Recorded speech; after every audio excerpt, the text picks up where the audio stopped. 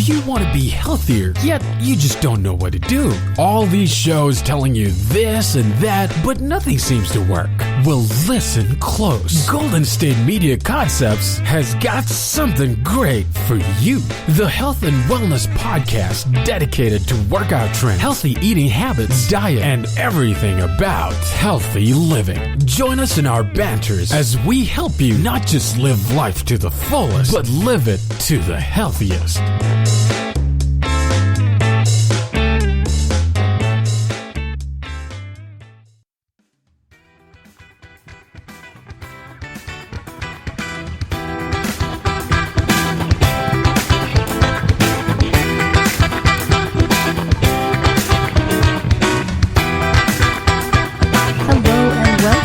GSMC Health and Wellness Podcast, brought to you by the GSMC Podcast Network.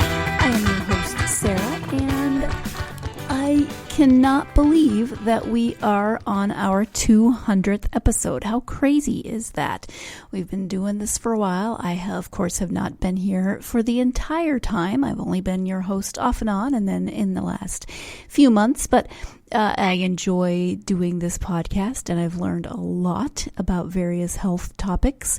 So I was trying to think of something to do a little different for our 200th anniversary, or 200th episode. For the 100th episode, if you remember, Stacy and I did our favorite health tips so far or something like that.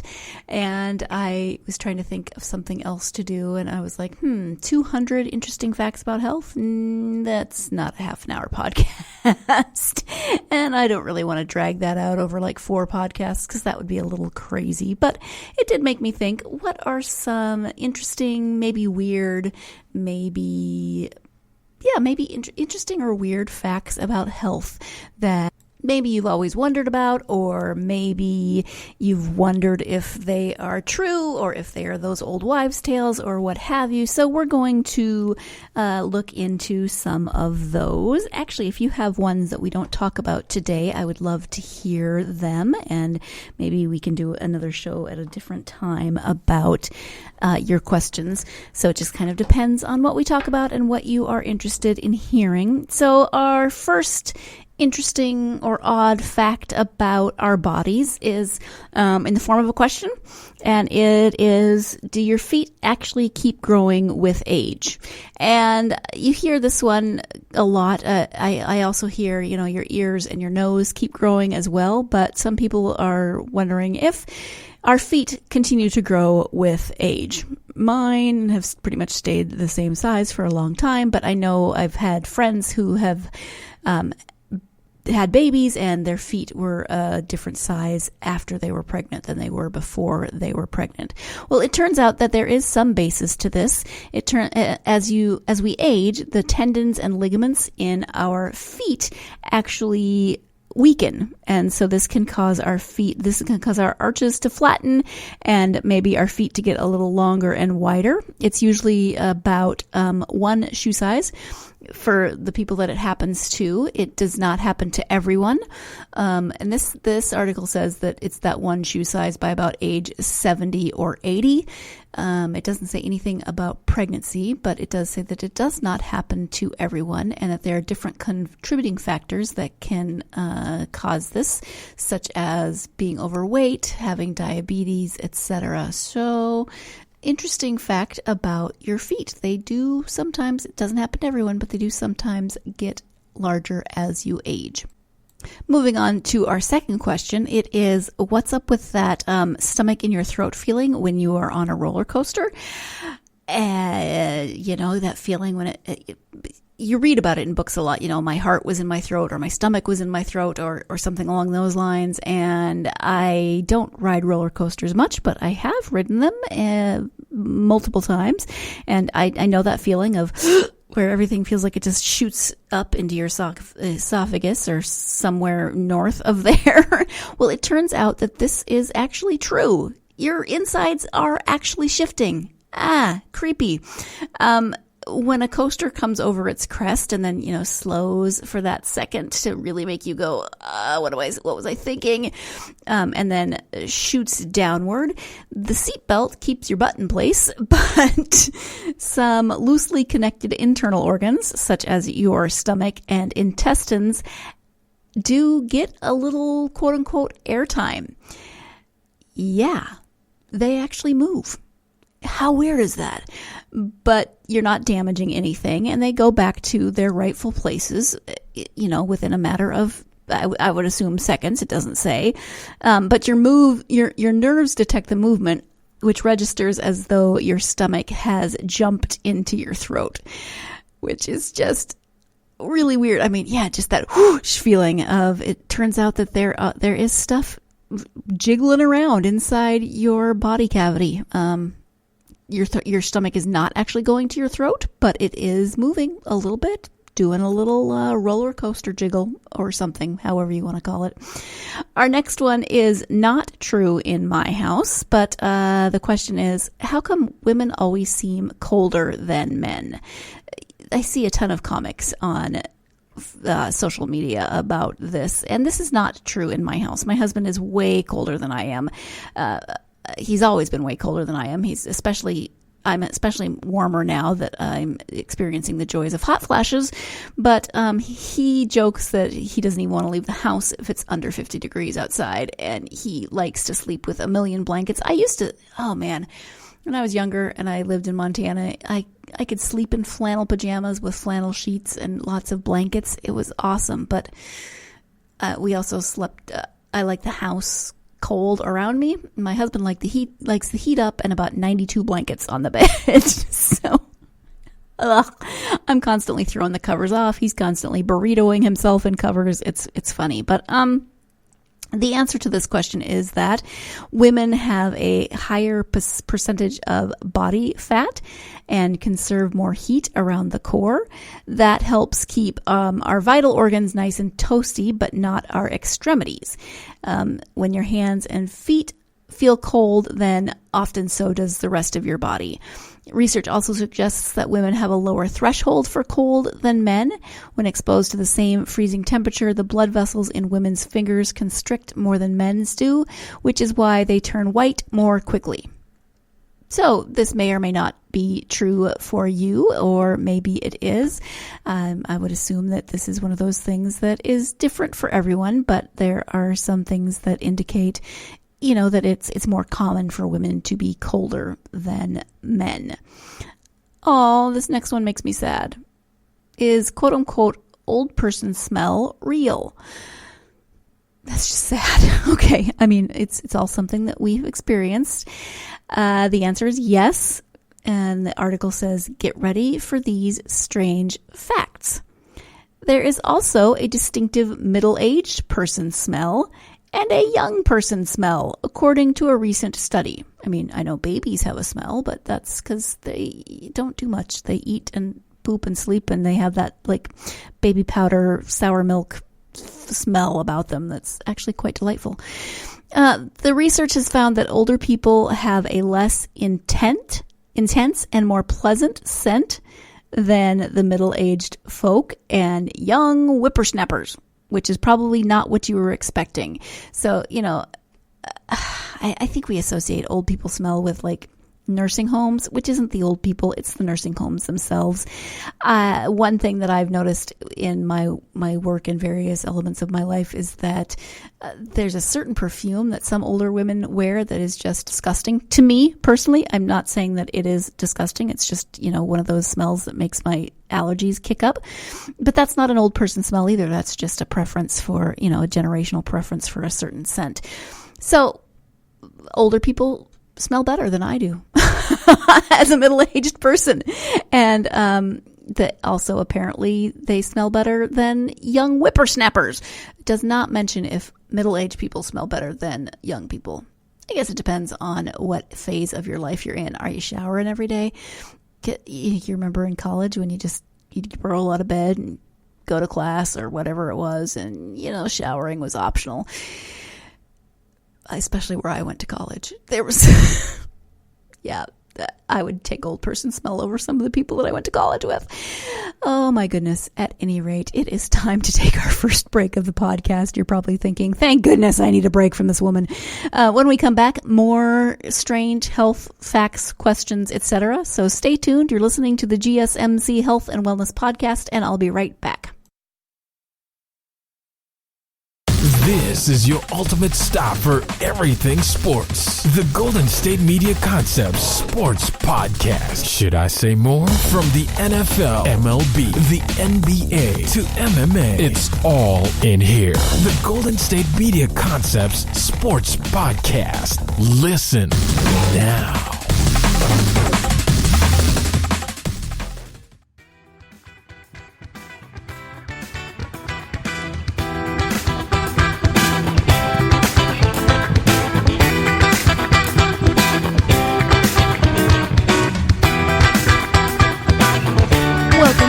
GSMC Health and Wellness Podcast. For our 200th episode, we are talking about some interesting health facts. I don't know that this next one is really a health fact, and I guess it has to do with your body because it has to do with your sense of taste.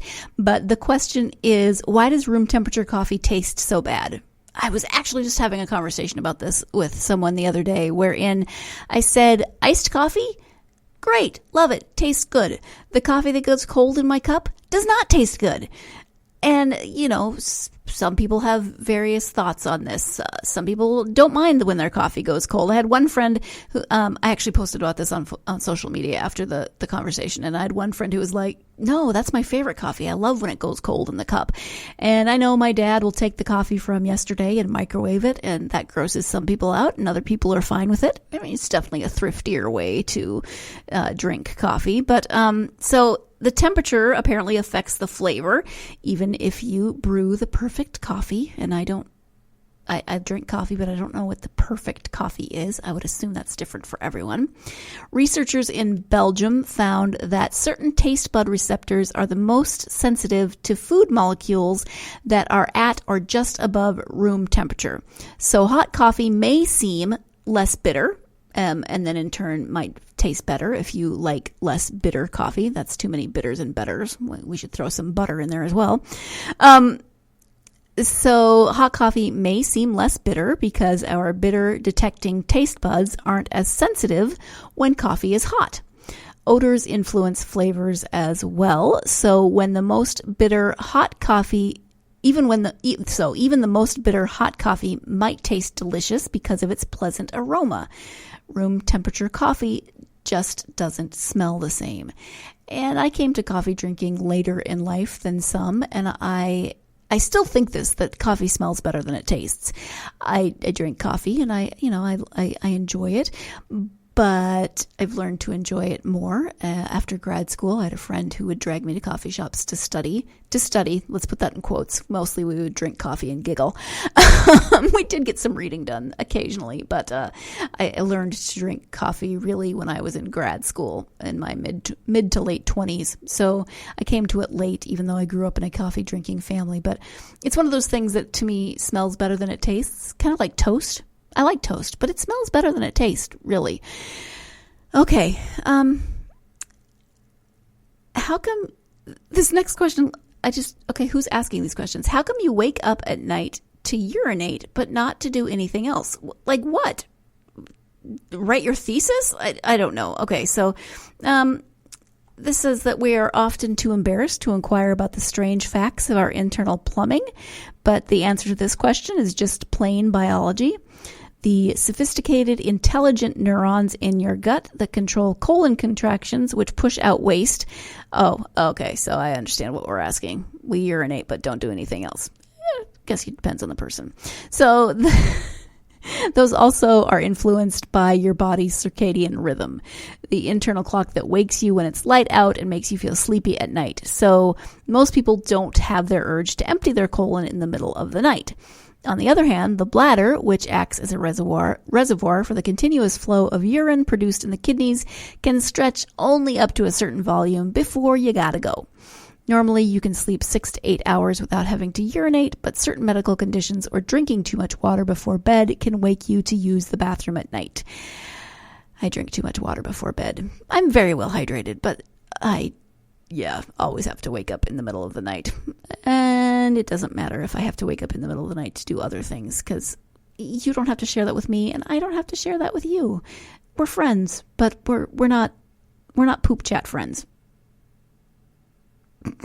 Sorry, my mom used to do daycare, and actually no, this was my sister doing when my sister was a teenager and she was babysitting, and she went to find the two little charges that she was babysitting, and they were in the bathroom. One of them was going to the bathroom, the other one was sitting on a stool next to her, and she said, "Hey, what you doing?" And they said, "Having a poop chat." I love little kids. You probably didn't need to know that. Okay, next question. Why do we have fingerprints? I mean, obviously they're handy, and they've come in handy since we've discovered that fingerprints are different and can be used for identification. But some experts think it's to improve grip, but a British study from a few years back suggests otherwise. I've never thought about them improving grip.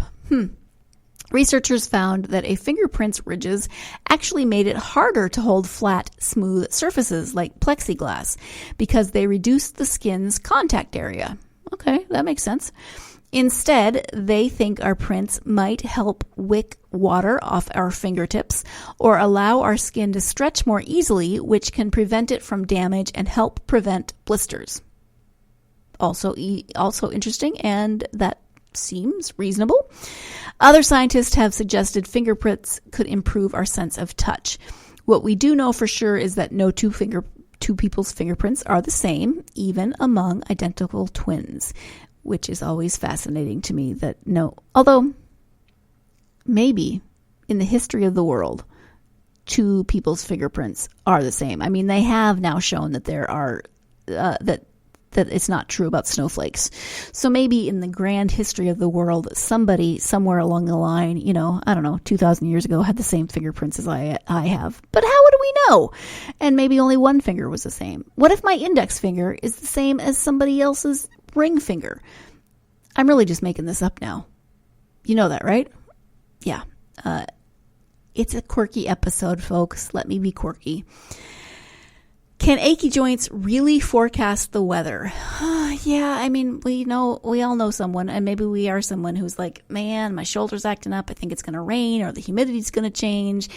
And the answer is maybe. A change in barometric readings may be part of the reason why weather can predict our health. Atmospheric pressure often drops right before bad weather sets in, and this shift can cause body tissue to expand, which can lead to swelling and pain. The effect is slight, but people who have arthritic or inflamed joints may detect the difference. Temperature may have an impact also. In 2007, researchers at Tufts University found that every 10-degree drop in temperature corresponded with a small increase in osteoarthritic knee pain. So every 10-degree drop in temperature, that had to stink for people that live in Montana when it dropped. And it was like in the 80s and 90s one week, and the next week it snowed. Yeah, that was just recently. Not good. That can't have been good. If we're going from, let's say I think it was in the 90s in Billings, and then let's say it went down to the 20s. That's a 70-degree temperature drop. And that's a 7% increase. I don't 7% isn't the right word, but 7 increment increase in your osteoarthritic knee pain. That stinks. I'm so sorry, people who have that kind of knee pain. I know my mom says that her knees hurt more when it's raining, or when I'm sure it has something to do with barometric pressure, but she definitely notices a difference in the weather. And when it's cold, again, that drop in temperature, she has more issues. My mother-in-law also, same thing. She says the same thing. When it's cold or when it's raining, she has more issues with her knees as well. So let's go ahead and take our second and final break of the podcast. And when we come back, we'll be wrapping up this episode of strange, interesting health facts, queries, whatever you want to call it. Stay tuned. You're listening to the GSMC Health and Wellness Podcast, and I'll be right back. Tired of searching the vast jungle of podcasts? Now listen close and hear this out. There's a podcast network that covers just about everything that you've been searching. Hey! The Golden State Media Concepts Podcast Network is here. Nothing less than a podcast bliss with endless hours of podcast coverage. From news, sports, music, fashion, cooking, entertainment, fantasy, football, and so much more. So stop lurking around and go straight out to the Golden State Media Concepts Podcast Network. Guaranteed to fill that podcast itch. Whatever it may be. Visit us at www.gsmcpodcast.com. Follow us on Facebook and Twitter, and download us on iTunes, SoundCloud, and Google Play.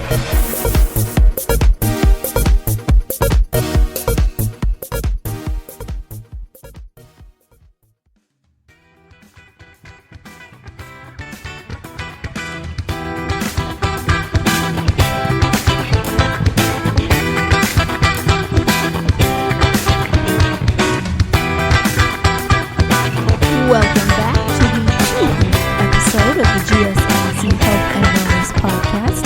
We are being a little silly today with our topic, which is interesting health facts or questions about health or whatever you want to call it.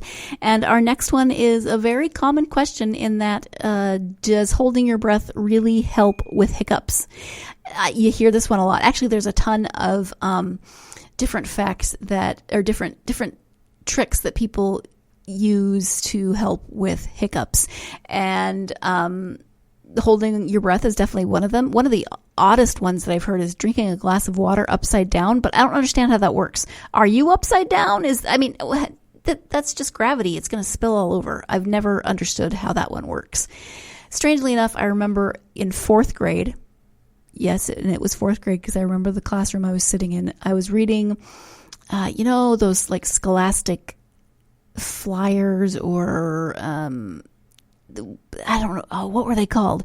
But you got them every week and they had different news stories and stuff. And there was a man who had hiccups for like 40 years nonstop, which I still remember that to this day. It clearly had an impact on me because hiccups, sometimes they really, really hurt. But, I've also heard eating peanut butter can help. For me, for some reason, if I can hiccup while I'm yawning, that usually fixes it. Don't know why. So I have to like induce a yawn and then hiccup in the middle of it. It's a timing thing. So this one, as I said, the holding your breath is probably the most talked about. It's thought that if you build up carbon dioxide in your body by not exhaling, it will help stop your diaphragm from spasming, which is what is the cause of hiccups. When your diaphragm contracts involuntarily, it forces a quick intake of breath that's suddenly stopped by the epiglottis, and that's that flap of cartilage located in the throat behind the tongue, what we often think of as tonsils, but it is not tonsils, that's your epiglottis. That closure is what causes the hiccup sound. So this does not actually answer the question.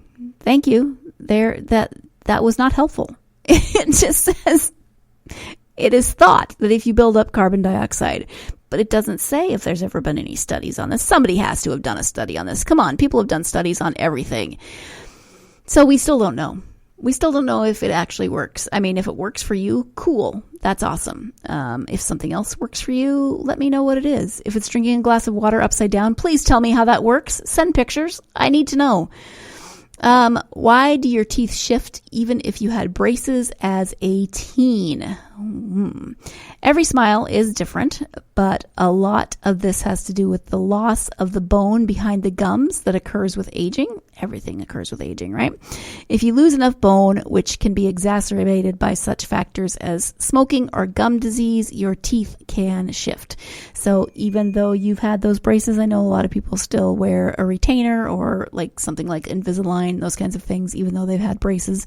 Things can cause your teeth to shift. It's like, your eyesight changes as you get older. Now that I'm in my 40s, my eye doctors are always like, well, yeah, it's not surprising that my vision's been terrible since 2nd grade, but now I am needing, bifocals and all those good things, and my vision changed drastically in a very short period of time, at least in one eye.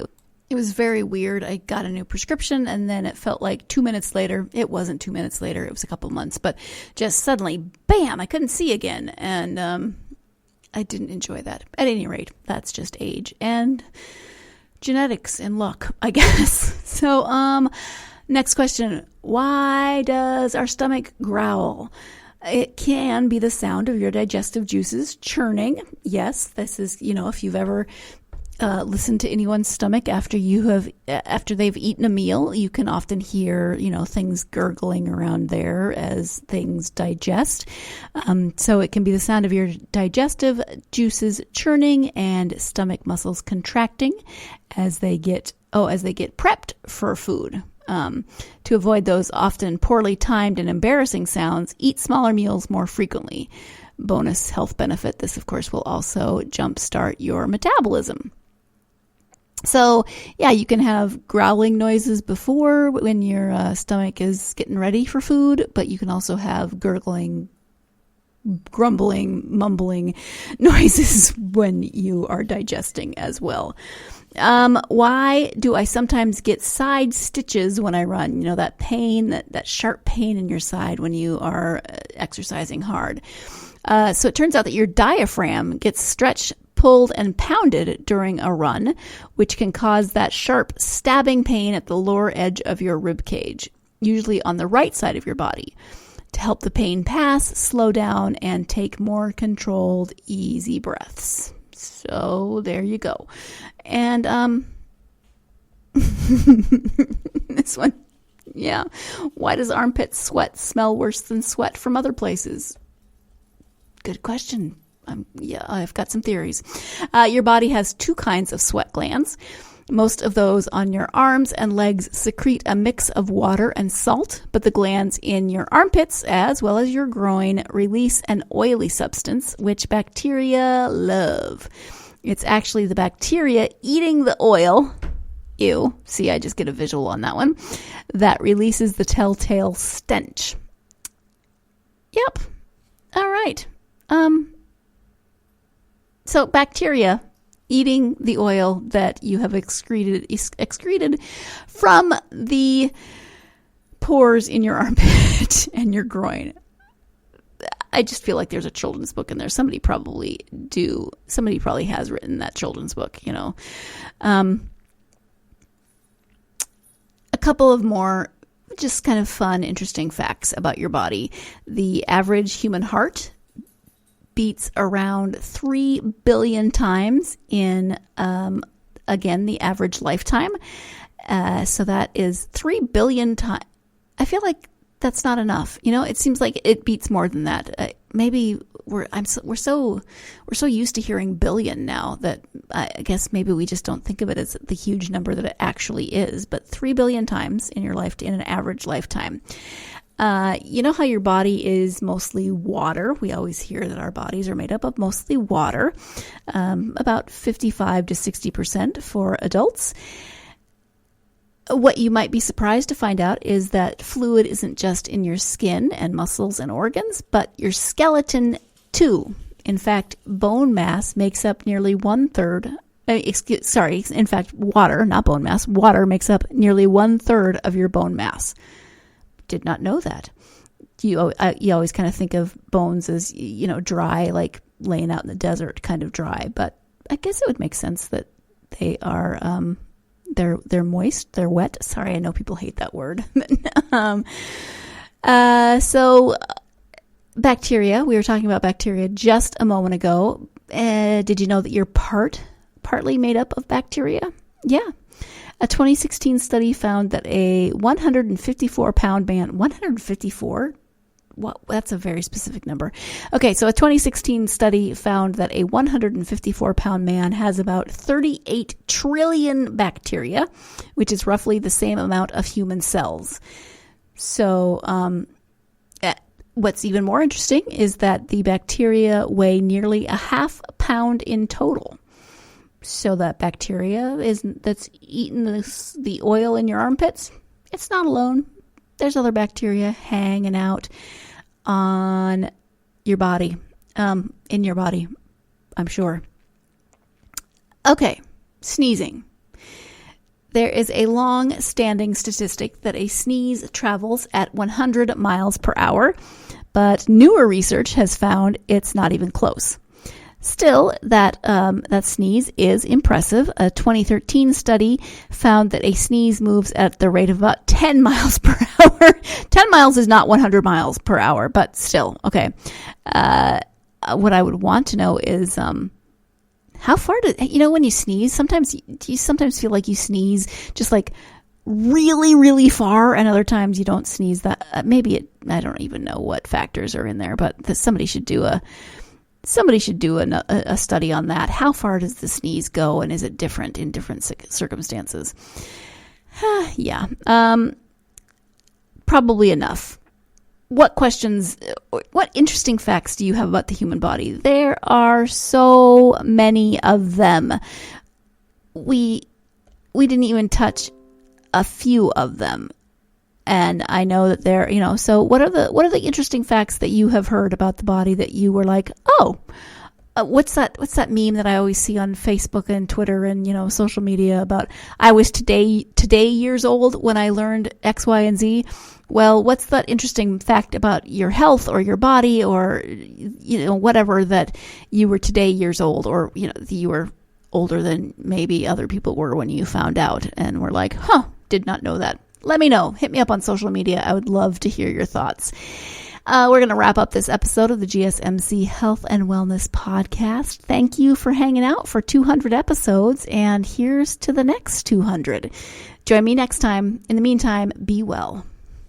You've been listening to the Golden State Media Concepts Health and Wellness Podcast, part of the Golden State Media Concepts Podcast Network. You can find this show and others like it at www.gsmcpodcast.com. Download our podcast on iTunes, Stitcher, SoundCloud, and Google Play. Just type in GSMC to find all the shows from the Golden State Media Concepts Podcast Network, from movies to music, from sports to entertainment, and even weird news. You can also follow us on Twitter and on Facebook. Thank you, and we hope you have enjoyed today's program.